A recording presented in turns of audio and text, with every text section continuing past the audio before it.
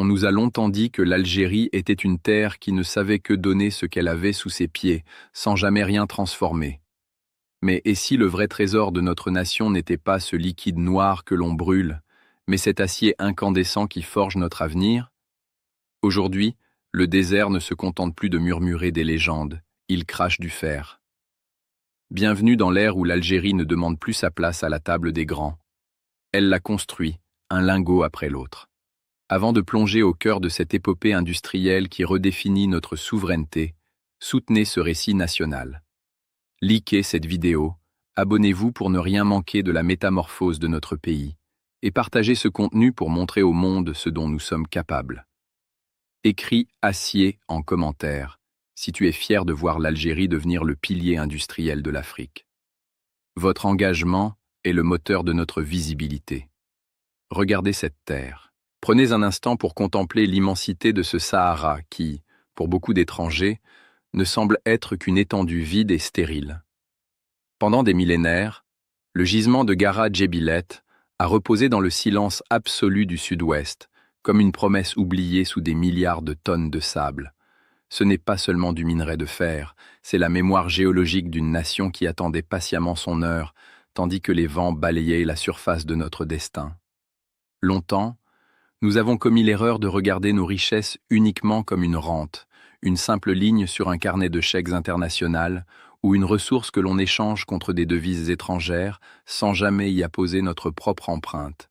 Nous étions prisonniers de cette vision superficielle, celle d'un pays qui se contentait d'extraire pour que d'autres transforment.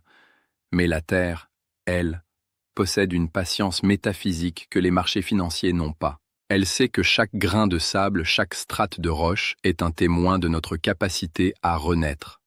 Aujourd'hui, Gara Djebilet, avec ses 3,5 milliards de tonnes de réserves, n'est plus une statistique abstraite nichée dans des rapports poussiéreux. C'est le socle d'une nouvelle dignité nationale. Extraire ce fer, ce n'est pas simplement creuser le sol, c'est arracher notre destin à la fatalité des importations et à la dépendance technologique. C'est enfin comprendre, dans un éveil collectif, que chaque particule de cette poussière rouge, si caractéristique de notre grand Sud, contient en elle le potentiel d'un rail qui traversera le continent, d'une charpente qui soutiendra nos cités futures, d'un moteur qui propulsera notre économie vers des sommets inexplorés. Cette terre que nous avons parfois jugée ingrate ou difficile, à cause de son climat et de son isolement, est en réalité notre plus fidèle allié. Elle ne nous donne pas seulement de quoi survivre au jour le jour, elle nous offre de quoi bâtir une civilisation pérenne. Elle nous invite à passer du statut de locataire de nos propres frontières à celui d'architecte de notre puissance. Imaginez la force spirituelle et matérielle qu'il faut pour réveiller un tel géant après des décennies d'immobilisme. Ce n'est pas une simple opération minière, c'est une véritable introspection nationale. Pourquoi avoir attendu si longtemps ? Pourquoi avoir laissé ce trésor dormir tandis que nous achetions ailleurs ce que nous possédions chez nous? Peut-être parce que pour dompter le fer, cette matière noble et exigeante, il fallait d'abord forger une volonté d'acier dans l'esprit des hommes. Il fallait que l'Algérien se réapproprie sa terre non plus comme un gisement à exploiter, mais comme une responsabilité à assumer. Le minerai qui quitte aujourd'hui les confins du Sahara pour rejoindre les côtes méditerranéennes n'est pas qu'une matière première chargée sur des camions ou des trains. C'est le sang neuf d'une Algérie qui refuse désormais d'être une simple spectatrice de la mondialisation. C'est le signe que nous avons enfin brisé les chaînes mentales de la rente pour embrasser la liberté de la création. Cette transformation profonde nous oblige à repenser notre rapport au temps. L'acier ne se forge pas dans l'immédiateté. Il nécessite une chaleur intense, une pression constante et une vision à long terme. En réveillant Gara Djebilet, nous avons décidé de ne plus vivre au rythme des cours du baril, mais au rythme des chantiers qui transforment le paysage.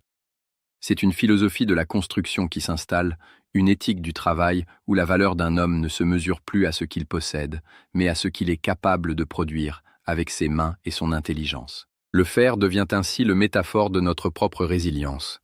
Il symbolise cette Algérie solide, capable de résister aux pressions extérieures et de soutenir le poids de ses propres ambitions. Nous ne sommes plus dans l'attente d'une aide ou d'une validation. Nous sommes dans l'affirmation de notre existence par l'industrie. Le silence du désert a laissé place au fracas des machines, mais ce bruit n'est pas une nuisance. C'est le battement de cœur d'un pays qui se remet en marche. Chaque tonne extraite est une victoire sur le doute. Chaque convoi vers le nord est une preuve que la géographie n'est plus un obstacle, mais un levier. Nous redécouvrons que notre souveraineté ne s'exerce pas seulement dans les discours politiques, mais dans la maîtrise de nos ressources fondamentales. En transformant ce minerai sur notre sol, nous gardons la valeur ajoutée, nous gardons le savoir-faire, nous gardons l'espoir. C'est un changement de paradigme total qui redéfinit notre place sur l'échiquier africain et mondial. Nous ne sommes plus une escale, nous devenons le moteur. Cette introspection nous mène à une conclusion inévitable. Notre richesse n'est pas un don gratuit de la nature, c'est une mission. Nous avons le devoir de transformer ce fer en outil de développement pour les générations futures. Nous devons aux anciens, qui ont lutté pour cette terre, de ne pas la laisser en friche. Et nous devons aux jeunes de leur offrir une nation où l'avenir est aussi solide que l'acier que nous forgeons. Gara Djebilet est le point de départ d'une épopée qui dépasse les frontières de l'économie pour toucher à l'essence même de notre identité nationale. Nous sommes redevenus des bâtisseurs, héritiers d'une histoire millénaire, mais tournés vers un futur où la technique sert la grandeur. La poussière rouge s'élève désormais dans le ciel du sud, signalant au reste du monde que l'Algérie a cessé de rêver sa puissance pour commencer à la couler dans le métal. Ce réveil est une promesse tenue envers nous-mêmes, une réconciliation avec notre sol profond. Le colosse ne dort plus. Il respire, il bouge, il façonne. Et dans cette métamorphose, c'est toute la structure de notre société qui se renforce, s'alignant sur la rigidité et la fiabilité de ce fer que nous avons enfin appris à aimer et à maîtriser. Car si le fer est notre fondation, si cette méditation sur notre sous-sol nous a révélé qui nous sommes vraiment, ce que nous en faisons aujourd'hui, dans le secret de nos usines et par la force de nos alliances, dépasse tout ce que les observateurs internationaux auraient pu prédire. À Oran, le long de cette côte où la Méditerranée vient caresser les structures titanesques de Béthioua, le complexe de Tosiali ne ressemble à rien de ce que nous avons connu dans notre histoire industrielle. Ce n'est pas une simple usine, c'est une véritable cathédrale de feu et de lumière, une machine de guerre économique conçue pour redéfinir les équilibres de force à l'échelle planétaire. Lorsque l'on pénètre dans cet espace, on ne voit pas seulement des ouvriers à la tâche, on voit le futur de l'Algérie se couler dans des moules de précision. Avec un investissement colossal de 2,5 milliards de dollars, ce site est devenu bien plus qu'un centre de profit. C'est le laboratoire vivant de notre souveraineté technologique. Ici, le métal n'est pas seulement fondu, il est transcendé par une vision qui refuse la médiocrité. La technologie ne se contente plus de suivre les normes dictées par les puissances du Nord. Elle les invente, elle les bouscule, elle les impose. Nous parlons ici d'une ambition qui donne le vertige. Une capacité de production qui vise désormais les 10 millions de tonnes par an. C'est un chiffre qui résonne comme un coup de tonnerre dans les conseils d'administration des géants de la sidérurgie européenne et méditerranéenne. Ces acteurs historiques, longtemps habitués à régner sans partage sur le marché mondial de l'acier, voient aujourd'hui surgir de la rive sud un concurrent qu'ils ne peuvent plus ignorer. Ce qui terrifie la concurrence, ce n'est pas seulement notre volume de production, c'est notre agilité et notre avance sur les enjeux de demain. Le véritable saut dans le futur, celui qui place l'Algérie en tête de peloton, se joue dans l'invisible, dans la structure moléculaire même de notre énergie, l'hydrogène vert. Nous vivons une époque charnière où la conscience écologique n'est plus une option, mais une nécessité stratégique. En partenariat avec le géant Sonatrach, Tosiali a entrepris de briser le vieux paradigme de l'industrie lourde polluante. L'objectif est révolutionnaire, produire de l'acier propre, décarboné. Dans un monde où la taxe carbone aux frontières devient une nouvelle forme de barrière douanière, l'Algérie transforme ses atouts naturels en une arme économique redoutable. Nous utilisons notre soleil, notre vent et notre gaz pour créer une énergie hybride sans précédent. Utiliser l'hydrogène pour alimenter ces fours géants, ces monstres de technologie DRI, Direct Reduced Iron, c'est transformer radicalement la sidérurgie du XXIe siècle. C'est prouver que le désert algérien n'est pas seulement un réservoir de pétrole, mais une source inépuisable d'énergie propre, capable de forger le métal le plus pur du marché mondial. Cette transition énergétique n'est pas qu'une question de panneaux solaires, c'est une question de survie et de domination industrielle. L'acier vert algérien sera demain le standard imposé à l'industrie automobile européenne, forçant les constructeurs à se tourner vers nous pour respecter leurs propres engagements environnementaux. À l'intérieur de ces hangars monumentaux, le silence relatif des salles de contrôle contraste avec le mugissement des fours. Des ingénieurs algériens, formés aux outils les plus pointus, scrutent des écrans où des algorithmes de haute complexité optimisent chaque fusion, chaque coulée, chaque mouvement de la matière incandescente. Nous sommes entrés dans l'ère de l'industrie 4.0, où la donnée est aussi précieuse que le fer. Des capteurs de dernière génération, répartis sur des kilomètres de lignes de production, assurent une précision millimétrique. Cette rigueur chirurgicale permet de produire un acier galvanisé d'une qualité telle qu'il déclassifie instantanément les productions standards. Ce n'est plus une simple question de tonnage ou de force brute. C'est une question de perfection technique. Chaque rouleau d'acier qui sort des lignes de Tosiali porte en lui l'excellence de notre savoir-faire. Nous ne nous contentons plus de fabriquer des barres de fer pour le bâtiment ou des ronds à béton. Nous avons franchi l'ultime frontière de la sidérurgie, l'acier plat haute performance.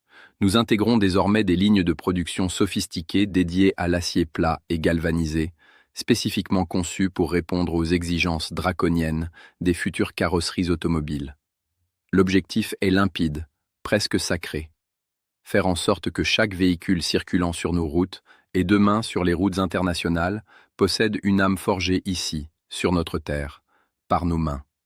Cette intégration industrielle est la clé de voûte de notre renaissance. En maîtrisant la chaîne de valeur de l'acier automobile, nous attirons les constructeurs mondiaux non plus comme de simples importateurs de kits à assembler, mais comme des partenaires intégrés. La puissance d'une nation se mesure à sa capacité à transformer ses ressources en produits complexes.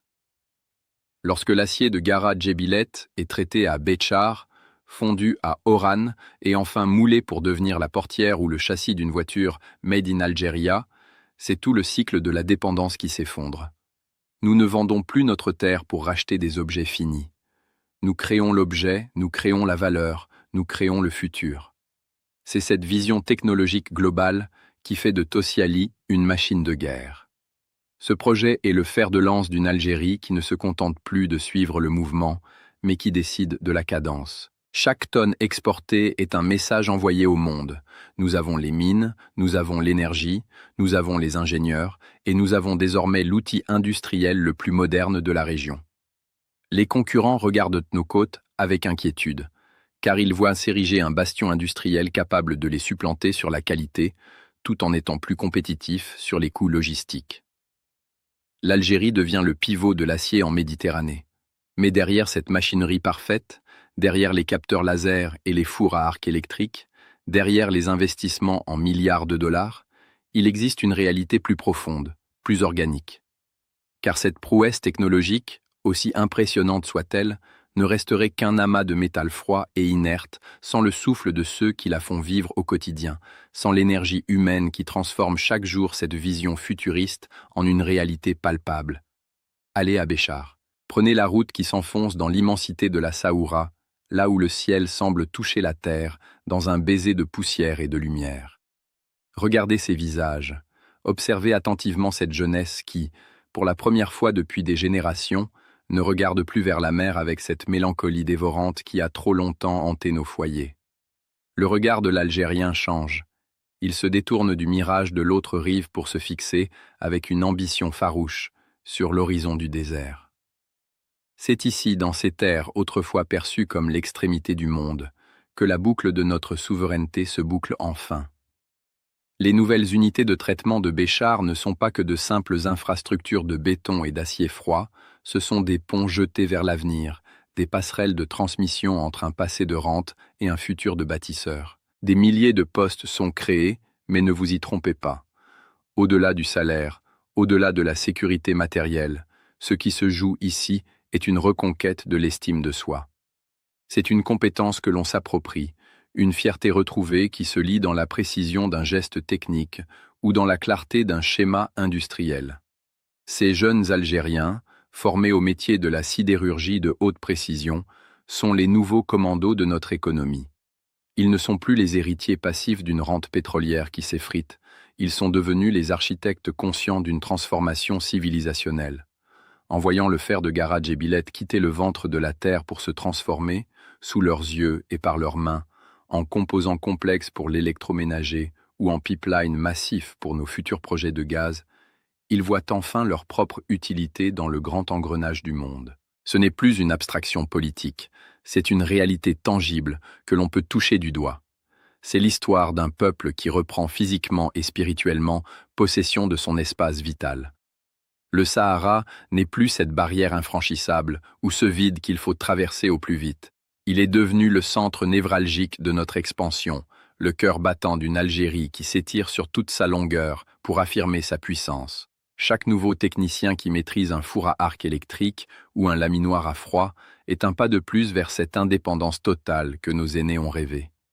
L'intégration locale atteint aujourd'hui des sommets historiques, brisant au passage le complexe d'infériorité qui nous poussait à croire que le génie venait toujours d'ailleurs. Nous ne sommes plus dans l'ère du prêt-à-monter ou du kit importé que l'on se contente de visser avec un sentiment de dépossession. Nous sommes entrés de plain-pied dans l'ère du conçu, extrait et forgé en Algérie. Cette dynamique de production intégrée crée une onde de choc positive qui irrigue désormais tout le tissu industriel national. Ce n'est pas seulement Tosiali qui avance, c'est tout un écosystème qui s'éveille. Des centaines de PME de logistique, de maintenance et de services gravitent désormais autour de ce pôle, créant une richesse organique qui ne dépend plus des fluctuations des bourses étrangères. Nos centres de recherche universitaires, autrefois déconnectés du terrain, trouvent à Béchar et à Oran un terrain d'application pour leurs innovations. Le projet industriel devient le catalyseur d'une intelligence collective où chaque Algérien, du chercheur en métallurgie au conducteur de engins de mine, devient une pièce maîtresse, indispensable et valorisée de cet engrenage colossal. Cette jeunesse qui s'installe à Béchar ou qui travaille à Béthioua incarne une rupture épistémologique avec le passé. Elle ne demande plus ce que l'État peut lui donner. Elle montre ce qu'elle peut construire pour la nation. C'est une épopée humaine qui se lit dans la sueur et dans l'effort, mais aussi dans l'espoir immense de voir notre pays devenir le fournisseur de l'Afrique et de l'Europe. Le sentiment de souveraineté ne s'apprend pas dans les manuels, il se forge dans le bruit des usines et dans la satisfaction de voir un produit fini porter le label de notre terre. En transformant le minerai brut en acier plat pour les voitures de demain, ces bâtisseurs effacent des décennies de doutes. Ils prouvent que la terre algérienne, lorsqu'elle est travaillée avec science et patriotisme, est capable de générer une prospérité durable qui survit à l'épuisement des hydrocarbures. C'est une forme de spiritualité du travail qui s'installe, où la transformation de la matière devient le miroir de la transformation de l'homme algérien lui-même. Regardez ces ingénieurs qui passent leur nuit à optimiser les processus de déphosphoration du fer de Garage et Billet.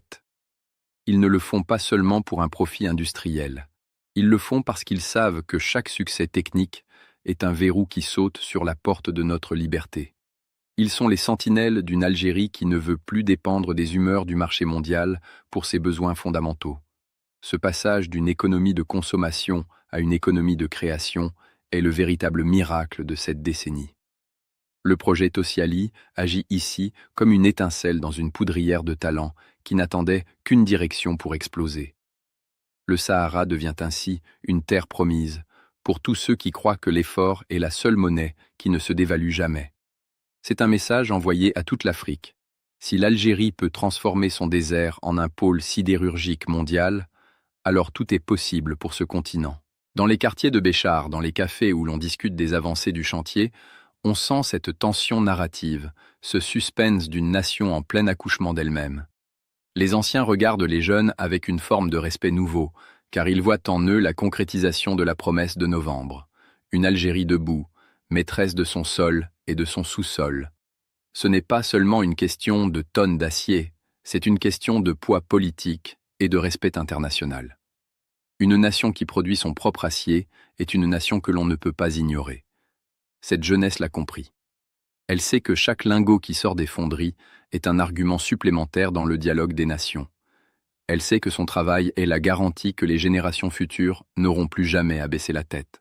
C'est cette énergie humaine, cette volonté de puissance tranquille et déterminée, qui donne tout son sens aux milliards investis dans les machines. L'épopée ne fait que commencer. Ce que nous voyons aujourd'hui n'est que la première strate d'un édifice bien plus vaste. La métamorphose de notre paysage économique est indissociable de la métamorphose de notre mentalité collective. En devenant un peuple de bâtisseurs, nous changeons notre rapport au monde. Nous ne sommes plus des quémandeurs de technologie, nous devenons des producteurs de solutions.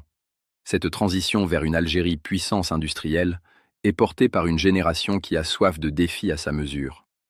Le désert, loin d'être un obstacle, est devenu le piédestal sur lequel s'érige notre nouvelle stature mondiale. Chaque jour, dans le vacarme constructif des chantiers de l'Ouest et du Sud, s'écrit une page de notre histoire où le fer et l'homme se confondent pour forger une destinée inébranlable. C'est cette force intérieure, cet ancrage profond dans les réalités de notre sol, qui permet à l'Algérie de regarder l'avenir sans ciller. La prouesse technique dont nous parlions précédemment trouve ici sa justification ultime. Elle est le bras armé d'un peuple qui a décidé de ne plus jamais subir. L'Algérie n'est plus un pays qui espère un avenir meilleur. C'est un pays qui le fabrique à 1500 degrés Celsius. Toziali et Gara Djebilet ne sont que les premières pages d'un livre que nous écrivons enfin avec notre propre encre, une encre de fer et de feu. Mais alors que les usines s'élèvent vers le ciel et que l'acier liquide coule pour dessiner les contours de notre indépendance, une question demeure, intime et brûlante, pour chacun de nous. Face à ce géant qui s'éveille enfin, quelle sera votre pierre à l'édifice? Êtes-vous réellement prêt à abandonner le confort passif du consommateur pour endosser la responsabilité du bâtisseur de cette nouvelle puissance? L'avenir ne se discute plus dans les salons. Il ne s'attend plus. Il se forge ici et maintenant, dans la chaleur incandescente de nos ambitions nationales.